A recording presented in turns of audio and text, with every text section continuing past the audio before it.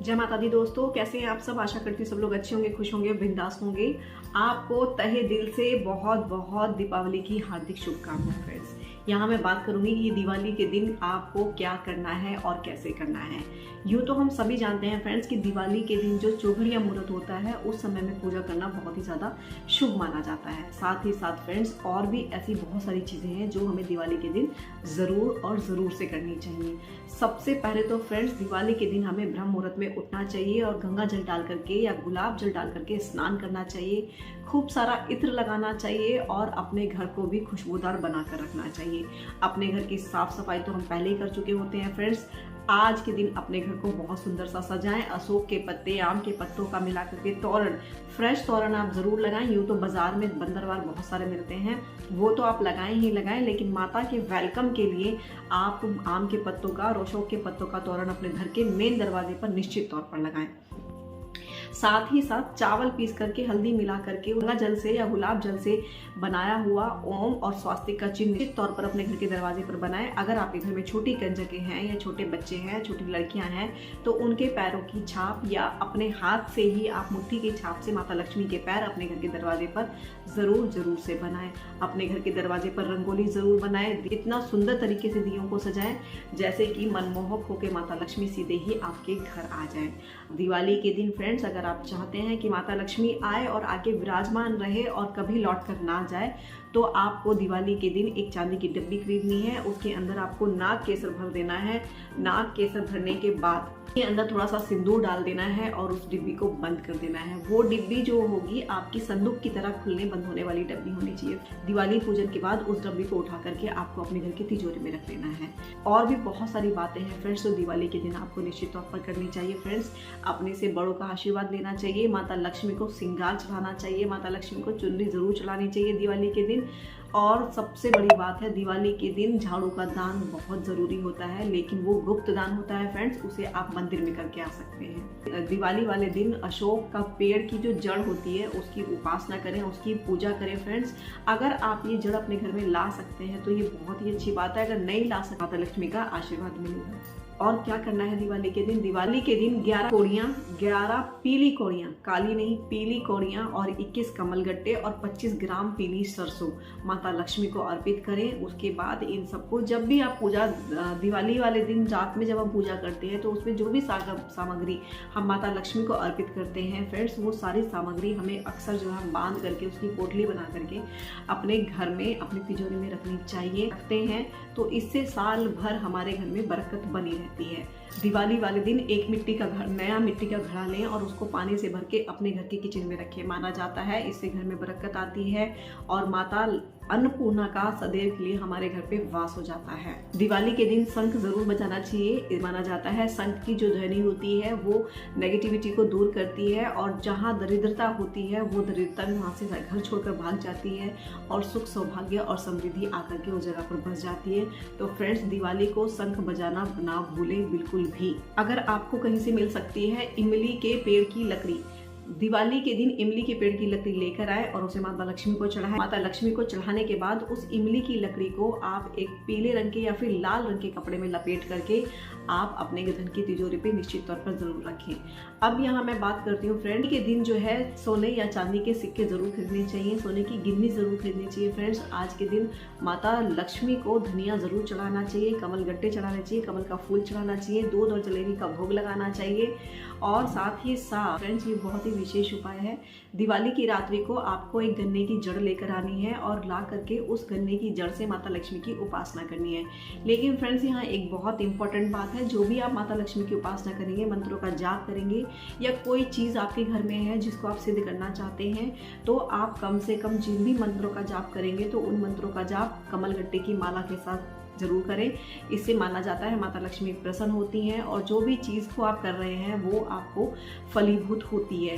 साथ ही साथ एक इम्पॉर्टेंट बात है फ्रेंड्स, दिवाली वाले दिन आप अपना पर्स जरूर चेंज करें। साल भर आप उसी पर्स को कैरी करें, लेकिन यहाँ पे ध्यान देने की बात यह है कि ब्लैक कलर का पर्स ना लें। ब्राउन कलर का ले सकते हैं, मैरून कलर का ले सकते हैं, व्हाइट कलर का ले सकते हैं, कोई और कलर ले सकते हैं, लेकिन ब्लैक कलर का पर्स ना लें। और मेक श्योर जब दिवाली की रात या धनतेरस की रात्रि उसकी पूजा करेंगे तो पूजा करना चाहते हैं तो उसका वो ध्यान रखना है कि वो जो है लेदर का नहीं होना चाहिए। इसलिए आप किसी और मटेरियल का पर्स लें और इसको एक रूटीन में बना लें कि धनतेरस के दिन या दिवाली वाले दिन आपको अपना वॉलेट चेंज करना है। उसके साथ फ्रेंड्स जो गन्ने की जड़ है मैंने बताई है वो भी आपको जरूर से पूजा करनी है। पूजा करने के बाद जो भी आपने गोमती चक्र या गोड़ियाँ, कमलगट्टे या पीली सरसों या आपका चांदी का सिक्का, सोने का सिक्का, गिन्नी, अशोक के पेड़ की जड़ या गन्ने की जड़, जो भी चीज़ें आपने बनाई हैं, जो भी माता लक्ष्मी को आपने चढ़ाई हैं, बाद में इन सब को जो है पैक करके अच्छी तरीके से एक येलो या फिर रेड कलर के कपड़े में आप अपने घर की तिजोरी में इसको जरूर स्थापित करें। फ्रेंड्स कहते हैं कि पूरी साल भर माता लक्ष्मी का वहाँ आवागमन रहता है। दिवाली की रात्रि को मैंने एक वीडियो में और शेयर किया है फ्रेंड्स कि दिवाली की रात्रि को उल्लू की फोटो की भी उपासना करनी चाहिए और बाद में इस फोटो को अपने घर की तिजोरी पे चिपका देना चाहिए। अब बात करते हुए एक विशेष उपाय के बारे में फ्रेंड्स, वो है धनिये का उपाय। धनिया माता लक्ष्मी को बहुत ही ज़्यादा प्रिय है।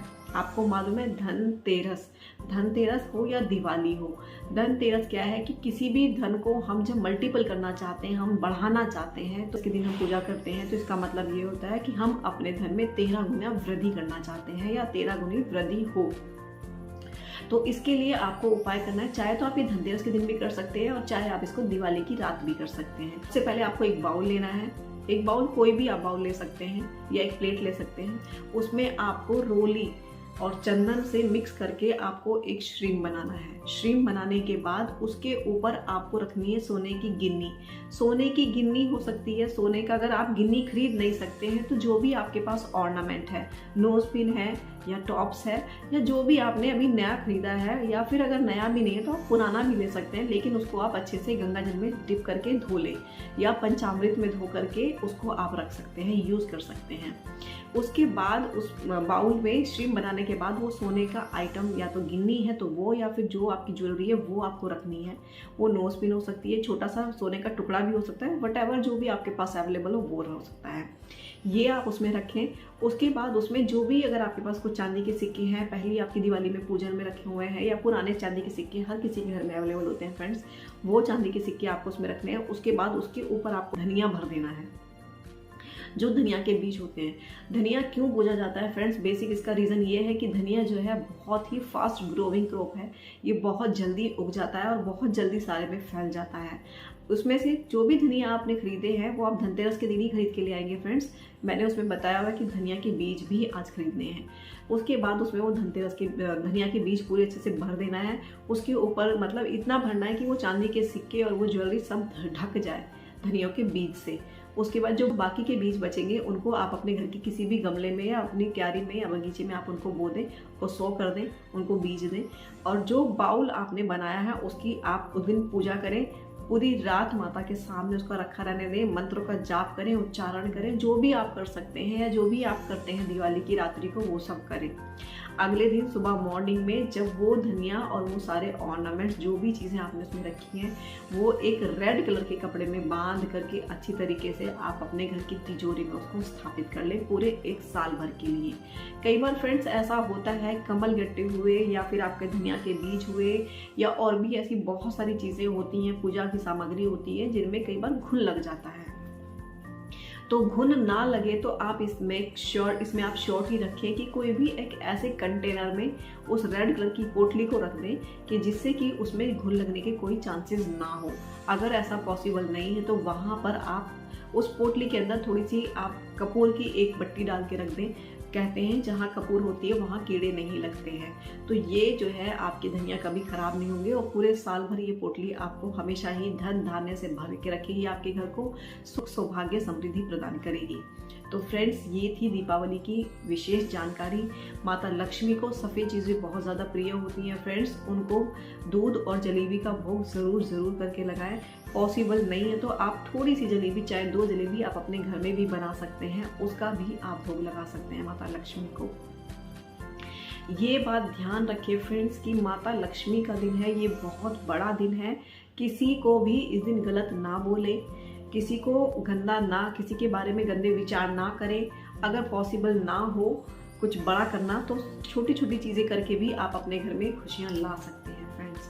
अब यहाँ बात करती हूँ एक विशेष और इम्पोर्टेंट जानकारी की फ्रेंड्स। जब दिवाली हो जाती है तो हम पुराने लक्ष्मी गणेश निकालते हैं अपने घर से। तो वो जब हम निकालते हैं तो फ्रेंड्स प्लीज़ मेरी आप सबसे हाथ जोड़कर रिक्वेस्ट है कि जो भी लक्ष्मी गणेश या कोई भगवान की पुरानी प्रतिमा आपने निकाली है तो उसको आप जल प्रभावित करें, किसी पेड़ के नीचे ना रखें, कहीं रोड पर ना छोड़ दें। प्लीज़ ऐसा ना करें। ये हमारे हिंदू भारतीय सभ्यता और संस्कृति का अपमान होता है फ्रेंड्स। मैं ये बात क्यों कह रही हूँ, मैं अपनी बेटी को ड्रॉप करने जाती हूँ, मेरी बेटी बस से स्कूल जाती है, तो वहाँ जहाँ उसका बस का स्टॉप है वहाँ पर एक पेड़ के नीचे कोई तस्वीर रख के चला जाता है। मैंने वहाँ कई बार ऐसी तस्वीरें देखी हैं जो वहाँ वो रख के अपना गायब हो जाते हैं। और तो और कोई ऐसे लोग भी आते हैं कि आकर के उस तस्वीर की ही पूजा करके चले जाते हैं, फूल माला वहाँ डालकर चले जाते हैं। मुझे समझ नहीं आता इन लोगों को ये चीज़ें समझ क्यों नहीं आती हैं कि अब जो चीज़ आपको नहीं चाहिए तो वो चीज़ को आप नदी में बहाइए। कहीं पर आप उसको, अगर आप नहीं बहाने जा सकते हैं तो आसपास के जो भी मंदिर परिसर हो वहाँ का जो स्क्रैप निकलता हो, मंदिर का जो गंदगी निकलती हो, उसमें भी जाकर आप उसको रख के आ सकते हैं। लेकिन प्लीज़ उसको सड़कों पर, पेड़ के नीचे, रोड के किनारे ना छोड़ें। ये मेरी बहुत हम्बल रिक्वेस्ट है आप सबसे। मैंने देखे थे बहुत सारे वीडियो गणेश चतुर्थी के बाद, मैंने देखा था गणपति जी की तस्वीर, बड़ी बड़ी तस्वीरें जो है नदी में, गंदे नालों में पड़ी हुई थी, ऐसी जगह पे पड़ी हुई थी जहाँ पर इंसान कभी जाना भी नहीं पसंद करता है। वहाँ आप भगवान को कैसे फेंक देते हैं? यूँ तो भगवान हमें ये दे दो, भगवान हमें वो दे दो, भगवान ये कर दो, भगवान वो कर दो, लेकिन जब भगवान को आदर देने की बात होती है तो आप भूल जाते हैं कि यही वो अन्नदाता है, यही वो सब कुछ है जो हमें सब कुछ जीवन में देते हैं। इन्हीं से हम सब कुछ मांगते हैं, हमें बच्चा दे दो, हमें पैसा दे दो, हमें जॉब दे दो, लेकिन जब अपना काम हो जाता है तो पुराने भगवान को निकालते हो, आप जो है गंदे नालों में फेंक देते हो। प्लीज़ ऐसा आप बिल्कुल भी ना करें। आज के लिए इतना ही friends. Thank you. Do take care of yourself. Thank you. Bye bye and take care.